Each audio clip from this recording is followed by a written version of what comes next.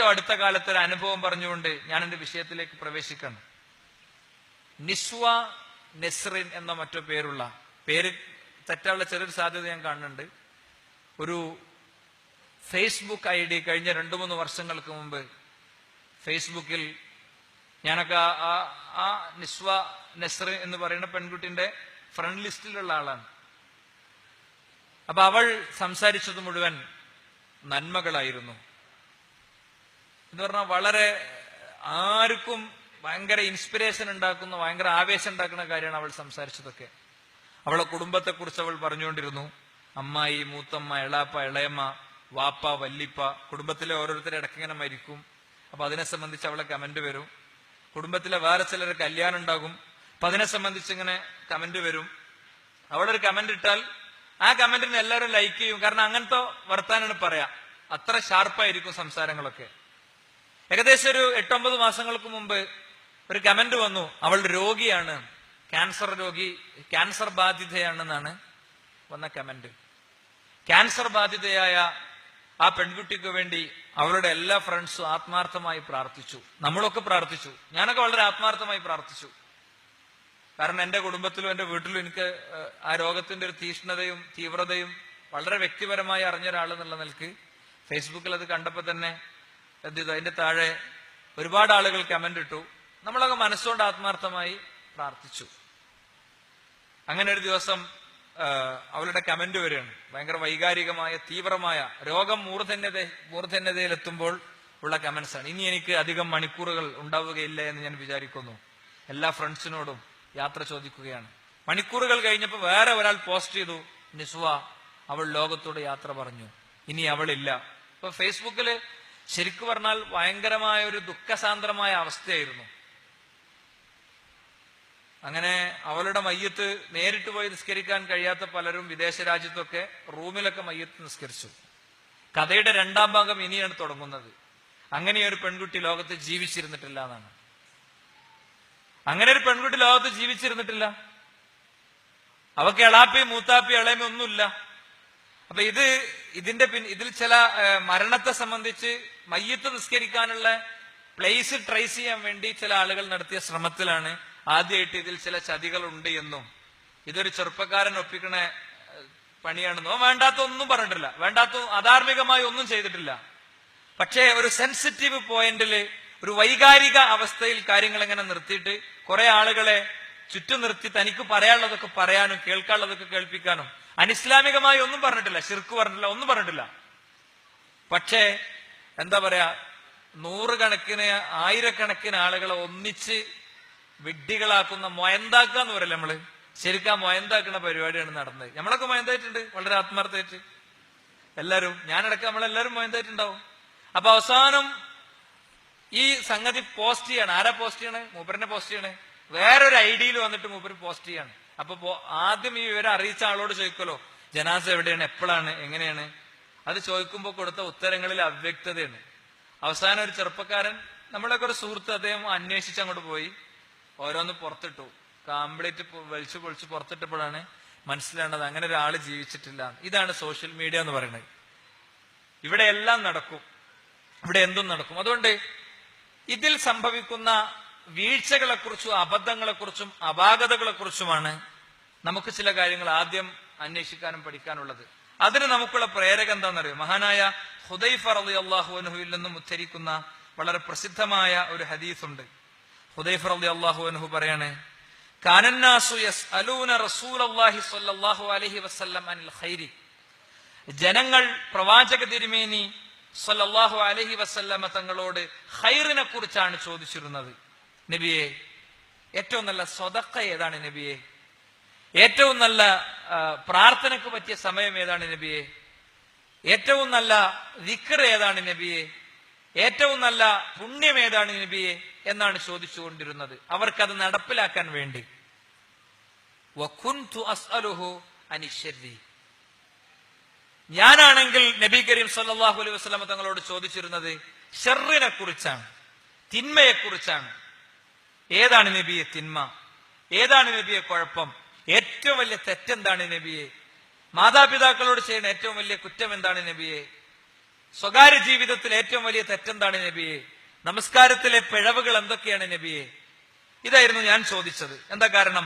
മഖാഫത അൻ യുദ്രിക്കിനി, എന്നെ ആ തെറ്റ് പിടികൂടുമോ എന്ന് ഞാൻ പേടിച്ചു. അപ്പൊ തെറ്റെന്താണെന്ന് പഠിച്ചു വെച്ചാല് ആ തെറ്റിൽ പിന്നെ പോയി ചാടൂലല്ലോ എന്ന് ഞാൻ ചിന്തിച്ചു. അതായിരുന്നു ഞാൻ ചെയ്തിരുന്നത് എന്ന് മഹാനായ ഹുദൈഫ റളിയല്ലാഹു അൻഹു നമ്മളോട് പഠിപ്പിക്കുകയാണ്. അപ്പൊ അതുകൊണ്ട് തന്നെ നമുക്കിവിടെ നമ്മൾ സോഷ്യൽ മീഡിയയിലെ ചതിക്കുഴികളെ സംബന്ധിച്ച് അന്വേഷിക്കാനും ചിന്തിക്കാനും പഠിക്കാനും ഒക്കെയുള്ള കാരണം സോഷ്യൽ മീഡിയയിലൂടെ നമ്മൾ എത്തിപ്പെട്ട് എന്താ പറയാ, നമ്മൾ അകപ്പെടാൻ സാധ്യതയുള്ള ചതിക്കുഴികളെ തിരിച്ചറിയാനും അതിൽ ഇടപെടാതിരിക്കാനും വേണ്ടി തന്നെയാണ് ഈ ഒരു കാര്യം നമ്മൾ യഥാർത്ഥത്തിൽ നിർവഹിച്ചുകൊണ്ടിരിക്കുന്നത്. അതിൽ ഒന്നാമത്തെ കാര്യം എനിക്ക് പറയാനുള്ളത് എന്താ അറിയോ? ഒന്നാമത്തെ കാര്യം, നമ്മുടെ സമയം സോഷ്യൽ മീഡിയയിൽ അങ്ങനെ മരിച്ചു തീർന്നുകൊണ്ടിരിക്കുന്നു എന്നത് തന്നെയാണ്. സമയത്തെ സംബന്ധിച്ചിടത്തോളം അതിന്റെ വിലയും നിലയും പ്രാധാന്യവും ഗൗരവവും ഒന്നും ഒരുപക്ഷെ നമ്മളെ പൂർണ്ണമായും മനസ്സിലാക്കുകയും അതിനനുസരിച്ച് ജീവിതത്തെ ചിട്ടപ്പെടുത്തുകയും ചെയ്തിട്ടുണ്ടോ എന്നുള്ളത് ഏറെ ചിന്തിക്കേണ്ട ഒരു കാര്യമാണ്. ഇപ്പൊ റമദാൻ മാസത്തിൽ ഞാൻ എവിടെയോ വായിച്ചൊരു വാചകമുണ്ട്. വലിയൊരു താബിഈ വര്യന്റെ അടുത്ത് ഒരാൾ ചെന്നിട്ട് പറഞ്ഞു, കെല്ലിംനി, നിങ്ങൾ എന്നോട് എന്തെങ്കിലുമൊക്കെ ഒന്ന് സംസാരിക്കൂ, നിങ്ങൾ എന്റെ അടുത്ത് എന്തെങ്കിലുമൊക്കെ ഒന്ന് സംസാരിക്കൂ എന്ന് പറഞ്ഞപ്പോ അദ്ദേഹം അതിന് കൊടുത്ത ഉത്തരം എന്താണെന്നറിയോ? നീ സൂര്യനെ എനിക്കൊന്ന് പിടിച്ചു നിർത്തിക്കൊണ്ട, സൂര്യനെ നീ എനിക്ക് പിടിച്ചു നിർത്തി തരികയാണെങ്കിൽ ഞാൻ നിന്നോട് വെറുതെ ഇരുന്ന് അങ്ങനെ സംസാരിക്കാം. കാരണം സൂര്യൻ മുന്നോട്ട് ചലിച്ചുകൊണ്ടിരിക്കുമ്പോഴൊക്കെ, സൂര്യൻ മുന്നോട്ട് നീങ്ങിക്കൊണ്ടിരിക്കുമ്പോഴൊക്കെ എന്റെ ആയുസ്സിൽ നിന്ന് സമയം കൊഴിഞ്ഞു വീണുകൊണ്ടിരിക്കുകയാണ്.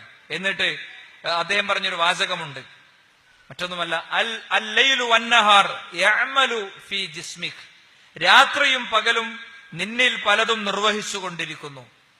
അല്ലൈലു വന്നഹാർ യഅമലു ഫീക്, രാത്രിയും പകലും നിന്നിൽ പലതും നിർവഹിച്ചുകൊണ്ടിരിക്കുന്നു. അതുകൊണ്ട് നീ എന്ത് ചെയ്യണം? രാത്രിയിലും പകലിലും നീ എന്തെങ്കിലുമൊക്കെ നിർവഹിക്കണം. രാത്രിയും പകലും നിന്നിൽ പലതും നിർവഹിച്ചുകൊണ്ടിരിക്കുന്നു, പലതും നിർവഹിച്ചുകൊണ്ടിരിക്കുന്നു. എന്താ? വെളുത്ത രോമങ്ങൾ മെല്ലെ നരച്ചു തുടങ്ങുന്നു, ശരീരത്തിലെ ചർമ്മങ്ങൾ അത് ചുളിഞ്ഞു തുടങ്ങുന്നു, അല്ലെ? ശരീരത്തിലെ അസ്ഥികൾക്ക് ശക്തി ക്ഷയിച്ചുകൊണ്ടിരിക്കുന്നു. തിങ്കളും ചൊവ്വയും വ്യാഴവും ബുധനും മാറി വർഷങ്ങൾ മാറി മറിയുമ്പോൾ സംഭവിക്കുന്നതാണ്. അതുകൊണ്ട് രാത്രിയിലും പകലിലൊക്കെ നീ എന്തെങ്കിലുമൊക്കെ ചെയ്യണം എന്നാണ്. തന്റെ താടിയിൽ ആദ്യത്തെ രോമങ്ങൾ നരച്ചപ്പോ ഉമർ ഇബ്നുൽ ഖത്താബ് റളിയല്ലാഹു അൻഹു തന്റെ പേഴ്സണൽ സ്റ്റാഫിൽപ്പെട്ട ഒരാളെ പിരിച്ചുവിട്ടു എന്നാണ്. പേഴ്സണൽ സ്റ്റാഫിനെ നിശ്ചയിച്ചത് അദ്ദേഹത്തിന്റെ വീട്ടില് ഭക്ഷണം ഉണ്ടാക്കാനും കുട്ടികളെ സ്കൂളിൽ പറഞ്ഞേക്കാനൊന്നല്ല, പിന്നെ ഉമറേ നീ മരിക്കും എന്ന് ചില സമയത്ത് ഓർമ്മപ്പെടുത്താൻ വേണ്ടിയാണ്. ചില സമയങ്ങൾ പറഞ്ഞു കൊടുത്തു, ആ സമയത്ത് ഞാൻ മറക്കാൻ സാധ്യതയുണ്ട്, അപ്പൊ നീ എന്നോട് വന്നിട്ട് പറയണം, ഉമറേ നീ മരിക്കും, മറക്കണ്ട. അപ്പൊ ആദ്യത്തെ രോമം നരച്ചപ്പോ അദ്ദേഹം പറഞ്ഞു, നീ പോയിക്കോ, ഇനി ഈ താടി രോമം എന്നെ ഓർമ്മിപ്പിക്കുന്നതാണ്. നമ്മളെ കൂട്ടത്തിൽ ചില ആൾക്കാർ ചെയ്യാറെന്താണെന്നറിയോ? ശരീരത്തിലെ രോമം നരച്ച ടെൻഷനായിട്ട് കണ്ണാടിന് മുമ്പിൽ കുറെ നിൽക്കും, അവസാനം അത് കറുപ്പിക്കും, അല്ലേ? ഞാൻ വയസ്സനായിക്കൊണ്ടിരിക്കുന്നു, ഖബറിലേക്ക് നീങ്ങിക്കൊണ്ടിരിക്കുന്നു എന്നതിൽ നിന്ന് ഒളിച്ചോടാനുള്ള പായ്ശ്രമങ്ങളാണ് ഇതൊക്കെ. മുടി കറുപ്പിച്ചിട്ട് നിസ്കാരത്തിന്റെ സൊഫ് പോയി കൈയിട്ടിട്ടൊരു കാര്യമല്ല, ഒരു കാര്യമല്ല. ആ നിസ്കാരം സ്വീകരിക്കപ്പെടുന്നതിന്റെ സാധ്യതകളെ സംബന്ധിച്ച് പണ്ഡിതന്മാർ സംശയം പറഞ്ഞിട്ടുണ്ട്. എന്നാൽ കളർ മാറ്റാം, കറുപ്പുകൊണ്ട് കളർ മാറ്റാൻ പറ്റില്ല, ഉറപ്പാണ്. കറുപ്പ് കൊണ്ട് കളർ മാറ്റാൻ പറ്റില്ല, അതിൽ വഞ്ചന ഇരിക്കുന്നുണ്ട് എന്നാണ് പണ്ഡിതന്മാർ അതിന്റെ ഹിക്മത്ത് വിശദീകരിച്ചെടുത്ത് പറഞ്ഞിട്ടുള്ളത്. അതുകൊണ്ട് ഒന്ന് സമയമാണ്. സമയം ഇഷ്ടം പോലെ സോഷ്യൽ മീഡിയ, ഫോണ് ഇത് അപഹരിച്ചുകൊണ്ടിരിക്കുന്നു. ആരും തോണ്ടലാണല്ലോ, അല്ലെ? നിങ്ങൾ ശരിക്കും ആലോചിക്കുക, നമ്മൾ ഭാര്യക്കും നമുക്കും ഫോൺ ഉണ്ടെങ്കിൽ മിക്കവാറൊക്കെ വർത്താനം പഠനത്തില് നമ്മൾ ഫോണിലായിരിക്കും, അങ്ങനെ കളിച്ചുകൊണ്ടിരിക്കും. ആർക്കും ഒന്ന് തുറന്നു പറയാനും ചെയ്യാനൊന്നും സമയമല്ല. എപ്പോഴും ഫോണിൽ ഇങ്ങനെ ഞെക്കി മേടിക്കൊണ്ടിരിക്കുകയായിരിക്കും. നോട്ടിഫിക്കേഷൻ ഒന്ന് നോക്കും, എന്നിട്ട് അവിടെ എത്ര ലൈക്ക് കിട്ടി നോക്കും, ഇവിടെ എത്ര നോക്കും. ഇതിലൊക്കെ എന്താന്ന് വെച്ചാല് ഇപ്പൊ ട്രോളർമാരുണ്ട്, ട്രോളർമാര്. ICU ഇന്റർനാഷണൽ ചളി യൂണിയൻ എന്നാണ് അവർക്ക് പറയുന്നത്. ഇന്റർനാഷണൽ ചളി യൂണിയൻ എന്താ ചെയ്യാ? ഏതെങ്കിലും ഒരു പൊളിറ്റിക്കൽ ലീഡർ എന്തെങ്കിലും ഒരു സംഭവം പറഞ്ഞാൽ പിന്നാണ്ട് കൊന്നാണ്ട് കുഴിച്ചു മൂടലാണ്, അല്ലെ?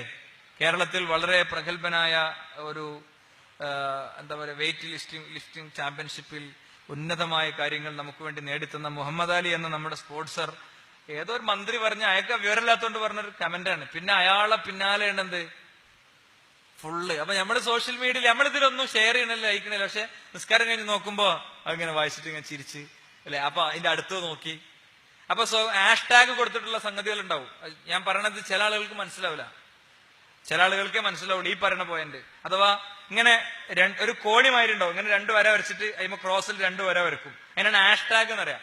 ഹാഷ്ടാഗ് ഇട്ടിട്ട് ഇപ്പൊ പറയാ ആഷ് മഞ്ചേരി റമദാൻ ക്ലാസ് എന്ന് കൊടുത്താല് അങ്ങനെ ഇട്ട് വരുന്ന ഫുൾ, അവിടെ ജസ്റ്റ് ഞെക്കി കൊടുത്താൽ അവിടെ ഇട്ട് വരുന്ന ഫുൾ ഡീറ്റെയിൽ നമുക്ക് കിട്ടും. അപ്പൊ അതിങ്ങനെ വായിച്ചിരിക്കും, അയിമ അങ്ങനെ കാലം കഴിക്കും. ഇതേപോലെ ചില ചങ്ങാതിമാരുണ്ടാകും, കുറെ ആവശ്യമില്ലാത്ത തമാശ ഉണ്ടാവും.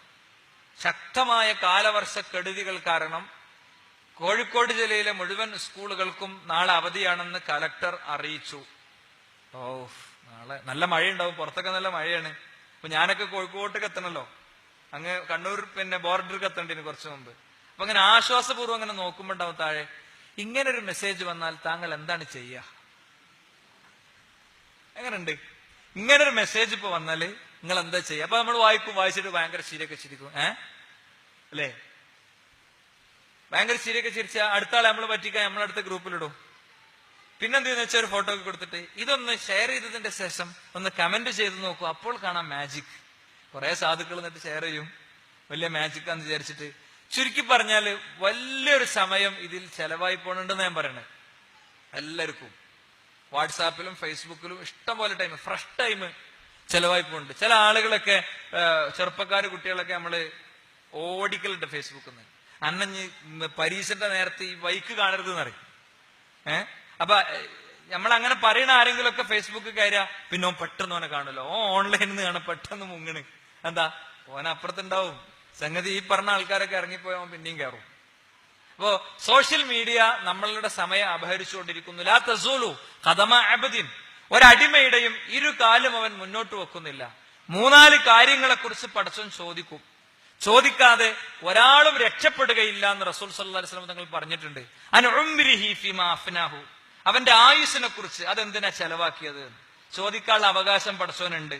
കാരണം ശരീരത്തിന്റെ ഉള്ളിൽ ഓരോ ഫംഗ്ഷൻ എടുത്തു നോക്ക് നിങ്ങള്. തലച്ചോറ് 1.3 കിലോഗ്രാം മാത്രമാണ് അതിന്റെ വെയിറ്റ്. അതിന്റെ ഉള്ളിൽ എന്തൊക്കെയാ നടക്കണത്, എന്തെല്ലാം നടപടിക്രമങ്ങൾ നടന്നുകൊണ്ടിരിക്കുന്നു. മനുഷ്യന്റെ ഹൃദയം 1,00,000 തവണ മിടിച്ചുകൊണ്ടിരിക്കുന്നു.